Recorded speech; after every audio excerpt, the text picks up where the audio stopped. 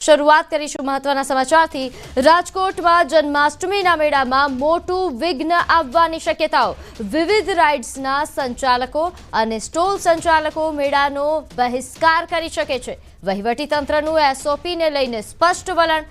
લોકમેળામાં ride સંચાલકોએ એસઓપીનું પાલન કરવું જ પડશે। જો કે એસઓપીને રાઇડ સંચાલકોમાં પણ રોષ ફેલાયો છે। ગયા વર્ષે રાઇડ્સ ચાલુ થયા વિના જ લોકમેળો ખુલ્લો મુકાયો હતો। એવામાં આ વખતે લોકમેળાના આયોજન સમયે જ વિવાદ થયો છે। આજે સાંજે મેળાના રાઇડ્સ સંચાલકોની બેઠક યોજાશે।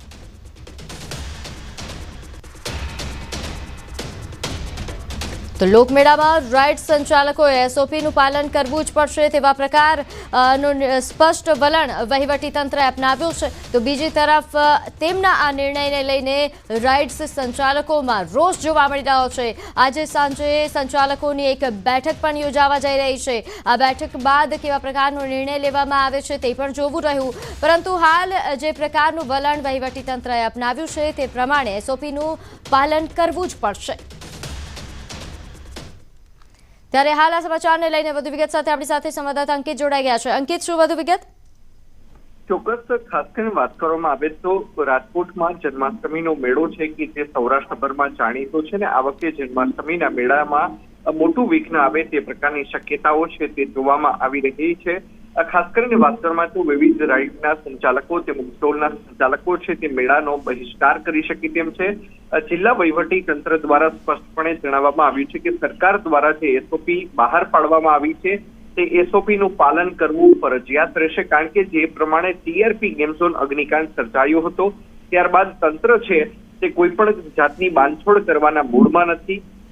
લોકમેળામાં રાઇડ્સના સંચાલકોએ તમામ એસઓપીનું પાલન કરવું જ પડશે। આ પ્રકારનો નિર્ણય છે તે વહીવટી તંત્ર દ્વારા કરવામાં આવ્યો છે। તો કે આ એસઓપીને લઈને રાઇડ સંચાલકોમાં સતત બીજા વર્ષે રોષ જોવા મળી રહ્યો છે। ગત વર્ષે પણ જે લોકમેળાનું જે સ્થળ છે ત્યાં રાઇડ્સ ઊભી કરવામાં આવી હતી પરંતુ એક પણ રાઇડ છે તે શરૂ થવા દેવામાં નહોતી આવી। કારણ કે જે પ્રકારનું ફાઉન્ડેશન જોઈએ તે એક પણ રાઇડ્સના સંચાલકોએ ફાઉન્ડેશન ઉપર પોતાની રાઇડ છે તે ઊભી નહોતી કરી, જેના કારણે એક પણ રાઇડ્સને શરૂ થવા દેવામાં નહોતી આવી।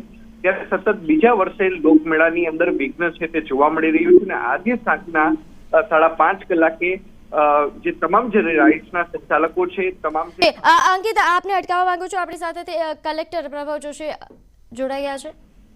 જી પ્રભાવજી, જે પ્રકારે વહીવટીતંત્રએ હાલ કડક વલણ અપનાવ્યું છે, જો કે સંચાલકો નારાજ છે, આ વિવાદનો શું ઉકેલ આવી શકે?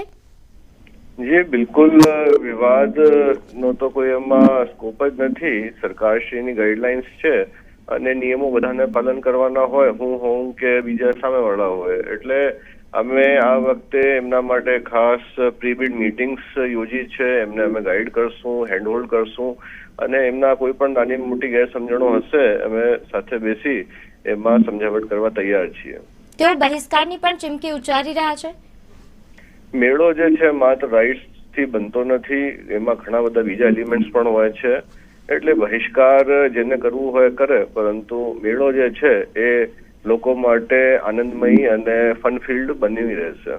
જી આભાર અમારી સાથે જોડાયા તે બદલ। તો હાલ જે રીતે રાજકોટથી કલેક્ટર પ્રભાવ જોશી આપણી સાથે જોડાયા હતા, તેમણે જણાવ્યું કે જે એસઓપી ને લઈને નિર્ણય કરવામાં આવ્યો છે તે યથાવત જ રહેશે। બની શકે કે તેમની સાથે બેઠક કરીને કોઈ વચ્ચેનો ઉકેલ પણ આવી શકે।